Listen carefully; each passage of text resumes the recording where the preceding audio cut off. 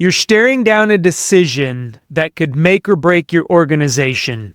Your heart is racing, your palms are sweaty, and your mind is spinning through all the worst case scenarios. What if I told you in this episode we're going to learn how to press pause on panic, sharpen your focus, and make high impact decisions with confidence, even when the stakes couldn't be higher.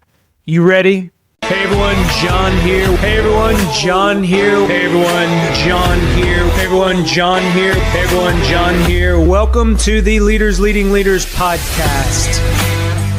Hey everyone, John here. Welcome to today's episode. In today's episode, we're going to talk about how to stay calm and make decisions.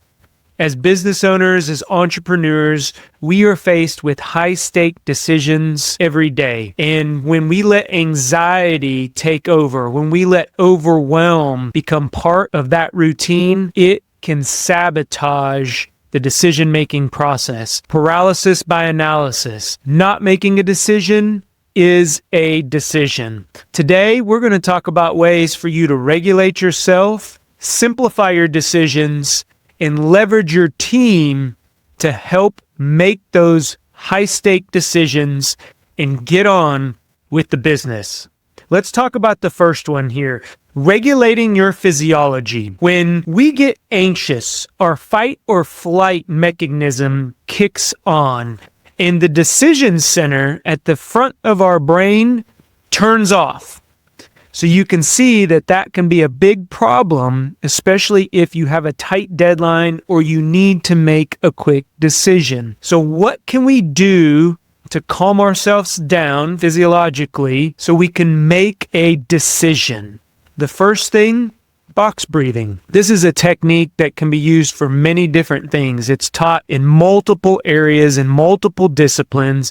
And it's a simple, easy technique that I have used over and over again to lower your heart rate, to get your mind where it needs to be, and we're going to do it. The first step is to breathe in for 4 seconds. Then you're holding your breath for 4 seconds, and then you breathe out for 4 seconds. Very simple. So 4, 4, 4. Breathe in, hold your breath, and then breathe out for 4 seconds. What that does for us is it calms our central nervous system down to a point where now we begin to regulate. And it's especially important when we begin to feel overwhelm come upon us. It allows us, one, to be very conscious of our breathing, and then two, for me, it comforts my mind, and it allows me to put my body into a state where I can begin to reason again. That fight or flight mechanism, I move from the back of the brain to the front of the brain, and now I can go forward with making a decision. So that's the first application. The second one we're going to talk about, and this one I practice even just subconsciously. Whenever I'm in a meeting or I need to make a decision, I'm on a Zoom call or on face-to-face, a lot of times you will see me sit up straight. I sit up, I lower my shoulders, I'll even stretch sometimes. I'll stretch my arms down, I'll do little wrist turns, just anything to get my arms stretched out. You may even see me stand up. A lot of times during meetings, I stand up. I have one of those sit and stand desks that I stand up with, especially if I'm leading the call. Again, it puts me in the posture. It allows me to move around a little bit. You'll even see me kind of twist. But what that does is you can feel all those muscles begin to move, begin to kind of stretch, the blood flow. It allows me to calm myself down to the point where physiologically I can again move back into that prefrontal cortex of my brain, our decision-making part of the brain, where we can reason through a decision. And then the third application, and this one is my go-to, anchor rituals. Anchor your thoughts to certain things. When we begin to go down that rabbit hole and we start to spiral around the what ifs. What if this happens? And what if that happens? And what if I'm late? When I travel, I use this technique. I anchor myself to very specific things. My routine, I normally pack in the night. Then I wake up. The first thing I do, I set my clothes out. I have all of my bathroom things, my belongings that I'm going to travel with are set out in my bathroom. So I go through, put everything in my bag. My bathroom bag is the last thing that I put in my bag. I close my bag. I go get my backpack. On the way to the airport, it's a very short drive for me, 20-25 minutes. Halfway through, I begin to see the airport, and that's when I begin to anchor my mind. I park, I walk in, I ticket. Very routine procedures whenever I fly. It helps me release, again, that anxiety where I can get on the plane and I can get to my destination. That's just one of the things. It's an important decision. Again, those high-stake environments, anytime you feel yourself, your heart rate go up, your palms are sweaty, those are signs, those are triggers that your body is in a defense mechanism. All of those things are danger, Will Robinson, where you want to back off and you want to flight. You want to get away from the situation. But the anchor rituals allow us to anchor to something to where we've been there before. We've experienced this before. We can make this decision. We've gone through this before. Those are what those anchor rituals help allow us to do and been very beneficial, especially when we get into a high-stake decision-making environment. I want to take a quick break from the episode today to talk about a couple things. The first thing, less than 40% of our listeners are subscribed to our channel. You would be doing me a huge favor if you click on that subscribe button. It helps us grow our Go Be Great community and get this podcast out to as many people as we possibly can. The second thing, are you a small business owner that is drowning in the day-to-day operations? You're delegating tasks and you're still doing all the work. You're experiencing a high turnover. Maybe you don't have the systems and processes in place that you need to run a successful business.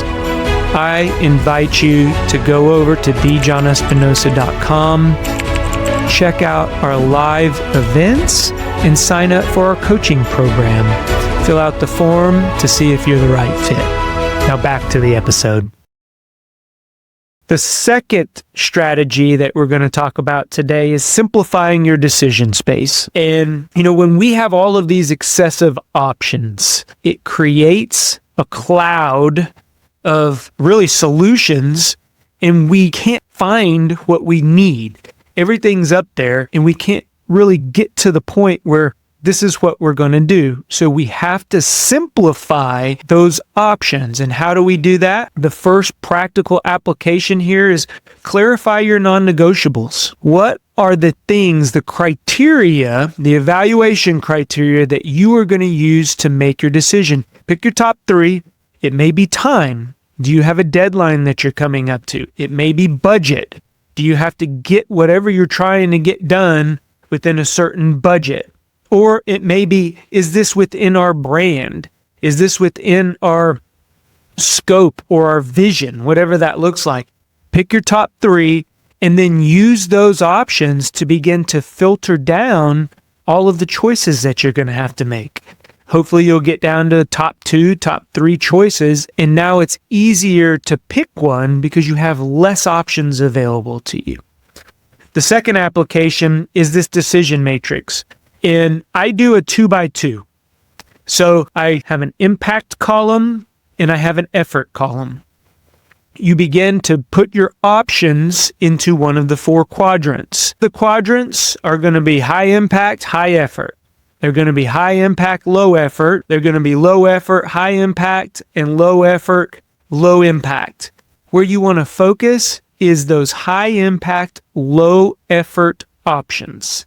This is a great way, again, if you have 5 to 10 options available, create your 2x2 matrix and then put your options in each one of those quadrants and then focus on that high impact, low effort quadrant. And then last but not least, give yourself a deadline. I recently had a decision to make. I was running for an office for a nonprofit and I got a lot on my plate. One of the things that I've learned to do is to say no, but this nonprofit is near and dear to my heart. And it was a struggle. It was a real struggle for me to make this decision. So I just kept on going around and round. One week it would be, yes, I'm going to run. Next week it would be, no, I'm going to run. Finally, I gave myself a deadline. Self-imposed deadline. I put it up on my calendar and I told myself, this is when you're going to make the decision, John. And then you're going to let the board know that that's the decision you're going to make. That helped me get to the point where it gave me an self-imposed deadline, and then it allowed me to have some finality. I made the decision, I let the board know, and I went on with things. A lot of times, if we don't have a deadline, we just continue to circle the drain, and maybe resources are waiting to be implemented. Maybe you're wasting time and budget, and then once you do make a decision, the time has passed. So it's very important for us to create that time-boxed window that we have to make the decision and then make the decision and move on. So those are ways to simplify our decision space. And then last, we're going to talk about how to leverage the collective intelligence of our team. As leaders, we feel sometimes that we have to make all of these decisions by ourselves. That's just not the case. We have experts. Remember, I hire go-tos. I hire the best of the best to be on my team. So why don't we use their expertise to help us as leaders make these decisions? One of the things I like to do is get the team together and have a pre-mortem exercise.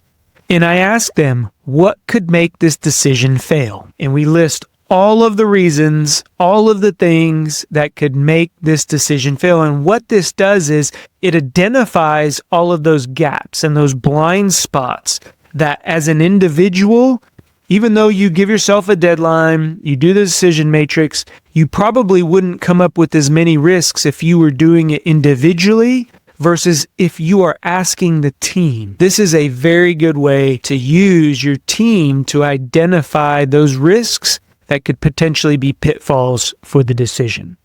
The second application, and this one I play a lot, even with myself, is the devil advocate role. And again, time this. I normally do about 5 to 10 minutes. I pick a person on my team. I know who he is. He already thinks differently than I do. So I go to him and I say, listen, I want you to play the devil's advocate here. I'm going to give you 5 minutes. Here's the decision that I'm going to make. Talk me out of it. And we go through all the scenarios.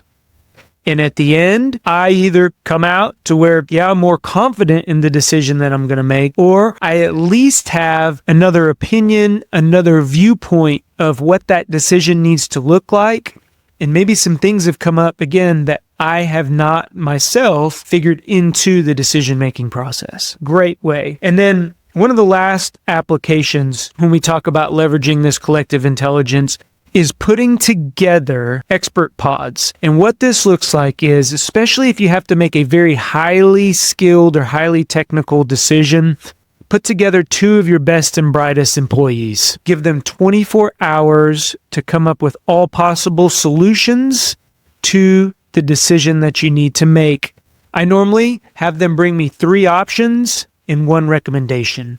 What that allows me to do is look inside what I probably haven't looked at. I have options on the table, and then I have a recommendation that the experts have brought me, and it allows me again to be more confident in the decision that I need to make. So again, these 3 areas, by regulating our physiology, the box breathing method, making sure that we don't get too anxious and we're not in that fight or flight mode where our decision-making part of the brain turns off. This allows us to get back into that reasoning side of the brain and make a decision that counts. Then we talked about how to simplify your decision space.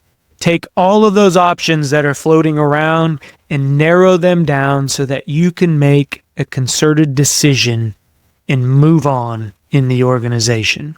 And then last but not least, we hire the best of the best.